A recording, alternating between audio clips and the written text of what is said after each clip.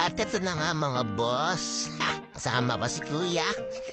Yan dahil low tide. Yan, tignan mo mga boss, low tide. Nandito namin sa Marayo. Low tide lang siya. Kaya, ni tubig. Low tide pa kasi mga boss. Oh. Daming isda mga boss. Tignan mo naman yung mga isda boss. Oh.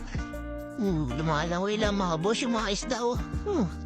Ang sarap nito paksiw na dilis. Oh, boss, low tide. Dito nga pala kami sa Lubok. Ayan. Ito siguro sila kumukuha limang. Mga boss, tamang lakad na kami dito. Dahil low tide no, boss. Oh. Ay, si Kuya. Ay, Kuya, kaway. Ayan, no, mga boss. Low tide, kaya tamang lakad lang kami rito sa dagat. Ang daming dilis, ang sarap paksiw. Ang sarap paksiw ng mga dilis. Ano yan? Ano na mga seaweed. Yan, tamang paaraw. Parang di naman siya masyadong maaraw talaga, boss. Ayun ang dagat. Tingnan mo naman yan, boss.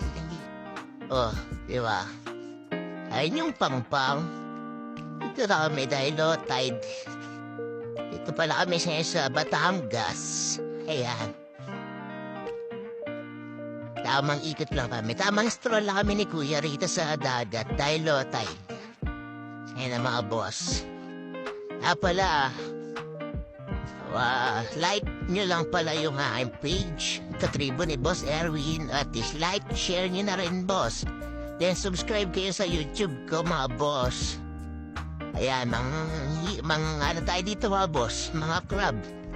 Mga hunting tayo ng mga crabs. Si Mr. Scrub. Ayan, tayo sa may tubig. Ayan, low tide naman. Kaya, wala shell. Ay, walang laman. Ito ay sa may matubig. Ayan. Ayan, boss. Ayan.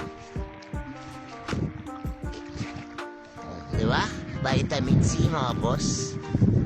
Ewan naman yung dagat. Hanggang stress talaga. Kailangan mo rin magtanggal ng stress mo, boss. Daming isda na maliliit. Ang sarap ipaksiw.